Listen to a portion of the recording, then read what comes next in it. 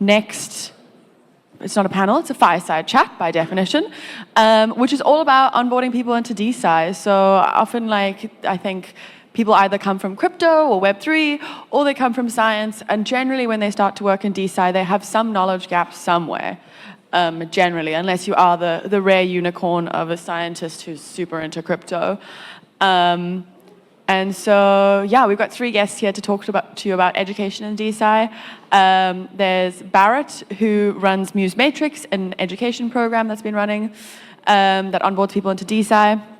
We've got Kiho, who about a year ago, I think it's off, now it's on. Kiho about a year ago got onboarded into DeSci through a course and has now, started his own DAO. And then lastly, Andrew, who's gone through our 10-week DeSci ADU program, which just closed out, I think, about 2 weeks ago. So yeah, super excited to hear what you guys have got to say. Thank you, Ella. Yeah. So GM. I want to start this. So how we planned this is it's an ad hoc fireside chat. We haven't prepared any questions. The idea was to share an anecdotal experience of how DeSci was for us, since we got into DeSci and how and where it is now, and what was our journey like, and where do we want to see the future of DeSci to go. And this, we hope, would help new people who are looking to get into DeSci to understand where this can fit in your career path, or what sort of value you can bring to the ecosystem. So if you would get to somehow unlock a bit of that, I think it's a good panel, right? So I want to start with a quick intro. I'm Kiho. I joined Molecule as a venture fellow last year. And I went through a series of educational program with a bunch of fellows. Ella was one of my mentors, and we have Lucas and Logan. So this was sort of a 0 to 100 journey for me, because when I came into the space, I didn't have much understanding about either Web3 or how blockchain works in any of this, right? But now you see, I started with GM, which is a term that I picked few months ago, right, which I never heard of, because I don't come from that world. But I would say, I'm getting into the DeGen territory right now, getting into Web3, exploring all different parts of it. And in 1 year, I'm currently building a microbiome DAO, a DAO for gut health. You might have seen my talk yesterday. So this is the ecosystem has a lot to offer if you have the courage and focus to build. That's what it wants. And so before we start, this is what DeSci gave me, but I also want to see from perspective of Andrew and Bharat. Bharat started building way back, I think from 2020, 22? 22, yeah. So let's hear it from Bharat, who is from Muse Matrix and Causality Night building in DeSci for a long time, part of DeSci London. And we have Andrew, who is also part of SciDAO, and he recently graduated out of the DeSci EDU course that Molecule conducted. So you could have this sort of contrasting view from both of them to see what is DeSci in their perspective. So enough of me. Why don't you give an introduction about yourself, Bharat? Thank you very much. So yeah, my name is Bharat. Nice to meet everyone. By background, I used to be a doctor, so I went through medical school, trained as a doctor, worked as a doctor, and I did not like it. I don't know if you guys are aware about the NHS in the UK. It's not the greatest system to work for. So yeah, I got kind of tired with that. Went into academia. This was even worse than working as a doctor. So then I quit academia. Went into tech and a variety of different things, med tech, and then got into some fintech startups, and then I got deeply crypto pilled. Started as it usually does when the market's at the top, you buy then and then it goes down. So 2017 was when I got deeply crypto pilled and ended up working on a startup doing digital fashion for metaverse avatars. Maybe having a midlife crisis at that time, I don't know. But I got really deep into crypto, the crypto ideology, the kind of decentralization, removing middlemen, etc. And I really liked it. And then heard early murmurings of DeSci. And I think my first actual IRL event was 3 years ago at DeSci Berlin, 2022. And I thought, okay, this makes far more sense than this weird digital fashion thing I'm doing. My background expertise was science, and I liked the ideology of crypto, and these were merging. So I literally quit the startup on that day, ran my co-founder. I was like, look, I'm out. And I think he completely understood. So yeah, been full-time in DeSci since then. Should I go into what I'm doing, or leave that for a bit later? Probably we'll go in the next round. Yeah, a bit later. Yeah, thank you. So my background, honestly, started in undergrad when I started to get involved in like psychedelic communities. I was studying neuroscience and biological engineering, and my interests weren't really quite being met by those like really cool sounding majors, and so I wanted to study something that was across multiple disciplines, and sought out some mentors at the university, at Ohio State University in Columbus, Ohio, who introduced me to this ability to create my own curriculum. So I made this entheogenic science, entheogen meaning a plant used oftentimes for spiritual or religious purposes. So very psychedelic. And so took coursework across the whole university, multidisciplinary coursework, had some great mentors at the university, and that was probably in those communities where I first heard about crypto in general. And I was like, all right, well, I'm already in a fringe community. I don't know if I want to double down necessarily. But that was the beginning of it. Ended up then kind of starting professional life and moving to New York City, doing sales, business development, and then, probably getting into maybe the next part, but hearing about SciDAO and the types of work that was being done there and how they're utilizing cryptocurrencies and blockchain technology really, I think, brought it all together. It was almost like before when I was trying to put my psychedelic exploration in terms of Web 2, it was like a software that was really, really new and fully updated, but on like an old iPhone or an old piece of hardware. And then this new technology really made it like, wow, we can really do something really, really magical here and really powerful. So that's how I got started. Awesome. I just want to quickly get a understanding from you guys when you first heard of the term DeSci, and what was it for you, right? Like looking from outside when you was an outsider, and then when you got into it, like once it starts to make sense, and the promises that DeSci offers, right? It is kind of enticing, and you might feel like a revolutionary to get into it, do these good work and all of that. But then slowly there comes like reality, right? Like what is achievable in the near future. And then once you get like your foot deep into it, you'll start to see like, things that are not working, what could be better, what could be improved, and all of this. So if you could like walk us through your journey, like both of you, through how was it before DeSci, and how was it when you started into it, and how is it now because you're deep into it, and what do you wish for it in the future? Probably you could go ahead first. Yeah, I mean, a year ago, I had never even heard of the term DeSci. So when DeSci Berlin was happening in 2024, I was completely ignorant to this community. So it definitely has been like a quick on-ramp for me, starting in SciDAO and then kind of seeing this broader ecosystem with a lot of these different DAOs that are designed and these like vibrant communities that are existing. It was intimidating, honestly, in the beginning. It was very intimidating, especially not like from a master's or PhD level science background. I thought it was just going to be a room full of doctors and PhD students and postdocs.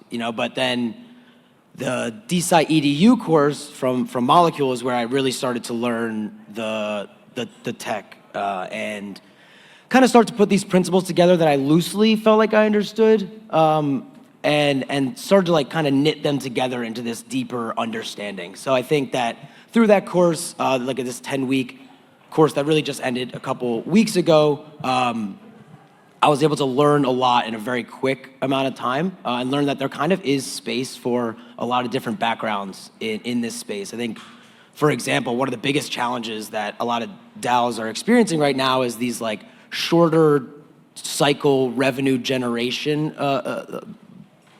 ideas. And that's something from my business development background, I feel like I can contribute it. And so, instead of maybe necessarily being super active in the science working group, I found myself very active in the community and communications working group and trying to find these like shorter cycle revenue generating things while the intellectual property becomes valuable through the research. So now sitting here at the conference, kind of on a post level, I understand more than half of the things that people are talking about, which is like huge and new to me. So that's really good. I feel like I actually have a good grasp of what's going on at these talks. And I think to summarize, in the beginning, I was very like intimidated and excited about this like new frontier, this new possibility. And then as I learned more about it, I think I grew like a healthy skepticism of DeSci. And now it's like, I feel empowered to contribute meaningfully, to be a part of the experimentation that we all are a part of, to make it into something that is, equitable for all parties and maintains these values that blockchain has brought to tech. Very thorough answer there, yeah. I'll be brief on my side. So I think, because I was in crypto before, had an awareness of like DeFi and things like that. So when I heard the term DeSci, having seen like both 2017 and 2021, like particularly 2021, where it was the NFT craze, and just seeing how much money was flowing through crypto, I think my kind of immediate thing when just hearing the term was, even if 1% of that money went to science, that's more than most nation states. So from the beginning, I was like very, very optimistic. And even if you were hypercritical, if you were to say, even if like the worst version of DeSci where every project is a scam, if that money is actually going towards science, is better than almost anything in crypto. So that's what really made me very bullish and kind of peeled me on DeSci. Awesome. Just doubling down on that, you said DeSci is kind of, giving this opportunity to do something really meaningful with the crypto capital, be it anything else, right? So in that perspective, and also you are training a bunch of people with Muse Matrix, like a bunch of new people, you are onboarding them into it. What are the key actors or roles that you think DeSci needs, right, in order to attract that capital? Because I think the current approach of looking at, funding science with crypto capital is not really proved yet, right? It's been in the testing stage. We're still seeing like good examples and use cases of that, DAOs coming up, new platforms that are being built to attract this capital, but we haven't like really made a success in attracting that real capital. So when you train these students or fellows, or when you find these people, like what sort of expertise do you think you need to build with them, sort of a network to really attract this and bring DeSci to that, like a spotlight? So the question you're asking is, what does DeSci need to do to be able to attract capital? Is that what you're saying? I think that's an important question. And one of the kind of criticisms that I sometimes see with DeSci is that there's nothing really right now, or very few things, which you can give to a scientist to play around with. There's a bunch of different projects working on tooling, but very, very few things actually live and allow scientists to kind of get their hands dirty. So I think just that element of actually having viable products that via product market fit, if you've got revenue, then the product's worked. The flip side of this is, like, I'm not answering your question, but it's like the other way around is, so current funding in traditional structures like the NIH. So quick question, does anyone know what the average age of an NIH-funded scientist is? 84! It's like 42, I think. I heard someone say 52. Something. Is it 52? I thought it was 42. Maybe AI has lied to me. But yeah, I think it's like 42 or 50, and I think 2% of that goes to people less than under the age of 36. So if you've just graduated or you're doing your PhD, you're seeing your friend who's like 21 raise for their BS SaaS startup, and you're like you've got another 15 years before you can even get any funding. So to me, that's like the most interesting thing about DeSci, the ability for someone early to be able to get funding, and that I think even if the money isn't quite there yet, the idea that the money is there would make people, come up with a bunch of ideas or try a bunch of experiments. Some of these will work and kind of prove why DeSci is a valuable route. Do you think that's happening currently in DeSci? Like ability for these young scholars to get funding and do science, is it happening or? Definitely, because there's a bunch of BioDAOs that have been funded. There's people that have managed to get funding outside of the bio ecosystem, and then other kind of smaller grant programs that are working as well. So nowhere near the level it needs to be to actually get some of these products through, because like a DeSci product is not like a DeFi thing you can hack together on a weekend. It takes a long, long time to actually generate the data and prove what you're doing. So not quite there yet, but definitely en route. Yeah, and stay around after this talk if you want to hear a little bit more about like early scientists and their work with DeSci. Just a little hint. Awesome. I'm staying here. And just for a follow-up question to you is, if I'm a new, let's say a budding scientist, just came out of academia or still in academia, and fed up with the system, right? Like not being able to do things, just being trapped into this system of extraction, sort of, right? Like overutilized, overworked, underpaid system. What would you suggest them, like how they should approach DeSci, and what is DeSci is offering them to come to DeSci? So I think that's super easy because there's a massive user problem in scientists. No one likes the current system.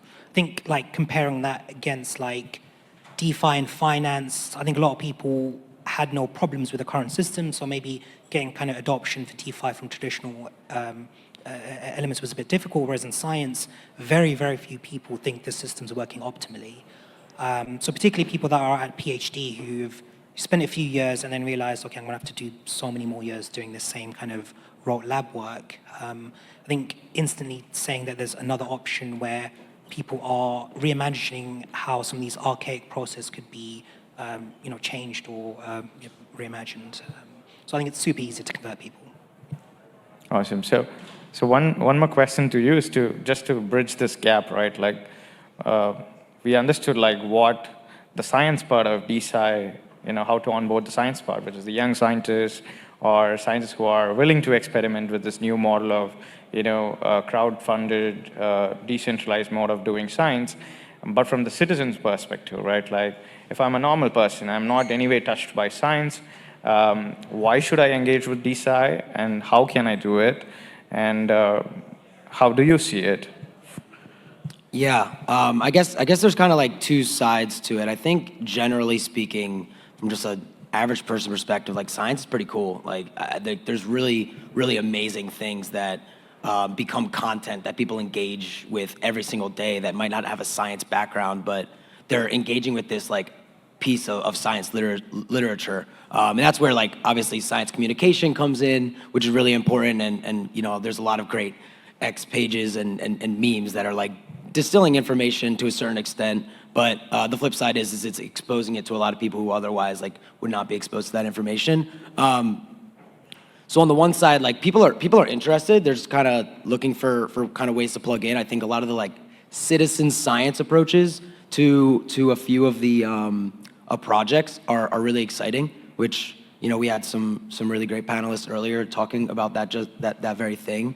And then the other side of it is becoming like a contributor to a DAO just means engaging in the community. Like it doesn't mean like having some sort of position or responsibility that like adds much on your plate from a day-to-day perspective. Like it just means interfacing with the community in a way and sharing your ideas and thoughts, and they don't even have to be fleshed out. I remember when I first joined the SciDAO Discord, there were these, if you guys are in any Discord chats, there's these like pseudonyms that you see that are responding to you, and you don't know who these people are on the other side of this group chat, but I found just so much information by just asking questions. And the community generally seems very receptive to that, and being able to answer a lot of those questions as well.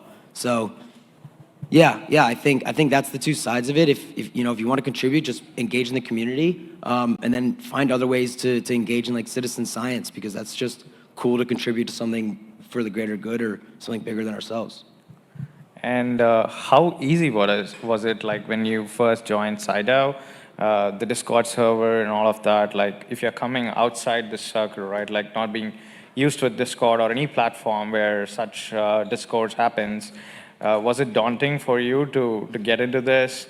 Or like even if you like see any DAOs on Discord or any organizations on Discord, how do you approach? Because for much people, I think it is a daunting task to go in and first, like multiple channels, a lot of chats going on.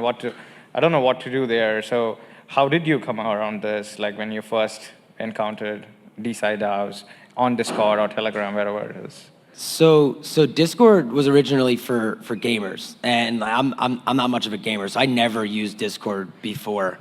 So I downloaded Discord really just through the link on the SciDAO, website. And I don't know. I mean, I think there's a lot of talk about like how hard it is to use and stuff, but like one of my favorite phrases, especially in sales, is FITFO. If you don't know what that means, it's figure it the F out. Like it's really easy to figure it the F out. We got so many resources. Ask your ChatGPT how to figure it out. But like engaging in the Discord, find the chat, ask questions, and then the rest you'll be able to be guided to. So yeah, I don't think it was that hard. All right. So the last bit I just want to explore, right? Looking at the current ecosystem, if you would give like a couple of advice to DeSci projects, you can either give it for a DeSci DAO, or you can give it for any DeSci organizations, generally either working on the infrastructure part or the funding part or the publishing part. What would be like a positive criticism that you want to give, like, hey, look at this. This is a real problem you need to fix to go to the next stage. And if you have such, critical points for DAOs to build on, for any DeSci organization or in general, the DeSci ecosystem to move to the next stage, what would it be? So I'm gonna do the flip side of that first, which is I think Ella said that there's like how many people on the live stream? Like 32,000. Like if anybody's out there like looking at the live stream and want to become a part of this community and already are, just like interface in whatever way you can, because like from the flip side of it, it's like it's up to people to kind of interface with the DAOs, and then for the DAOs to be receptive of it from there on. So then on the flip side, when you're talking about the DAOs or the other organizations that are piloting this ecosystem in their different communities and their different groups, just being receptive as much as possible, and any type of bounty board that you can put on would be great, or any types of like actionable things that you're looking for in your community, whether it be content related, biz dev related, science related, whatever it is. Like it's always good to have in a public forum. But I think just maintaining authenticity in these different communities comes from the grassroots level. So the more that the community is engaged, the better off they'll be. What was the question? So you were saying advice to current projects about what might make it easier to onboard scientists, or where the criticism? It's more to like, what is one positive criticism that you want to make so that they address that issue so that they can move to the next level? Yeah, I'll be honest, I don't even know what that question means, so I'm just going to answer whatever I think it means. Yeah, so it can be for the entire DeSci ecosystem, Yeah, right? so like crypto's already got a really bad rep, rightfully so, because there's a bunch of scammers. Obviously, we all here actually believe it. And scientists are inherently very skeptical, so there's a bit of a conversion process when you're trying to convince them into certain things within DeSci, and particularly the question that comes up every time is, why does this need a token? And I hear that time and again for many, many different projects, and very rarely do I have a coherent, clear answer. I can speak about governance and things like that, but that rarely seems to get through, and it requires kind of multiple attempts for people to realize that there are some useful elements with having a token. So I think having like a really clear, I guess, utility is like the buzzword for that, but something in and around that makes it very clear and quickly to someone, okay, why this actually needs a token. Yeah, that really makes sense, I think. So what I understood from this is the key is transparency, right? Like being transparent and creating that trust and engagement with the communities, right? Like putting the community first is kind of very important for any DeSci project to succeed. Yeah, I think we're on time, and thanks for joining us on the stage. I think this will be helpful for new people who wants to build on DeSci. Of course, like one key thing that I would suggest, which I learned from my mentors, is to be self-critical of whatever you're learning about, whatever it is, like not just about DeSci. So with that, I end this panel. Do your own reading. Yeah, cool. Thank you very much. And yes, so if anyone is wanting to get into DeSci, we do have some more fellowship programs coming up, both for scientists and developers. So just follow us on Twitter. Yeah, and I plugged the DeSci EDU course from Molecule as well. Definitely helped a lot.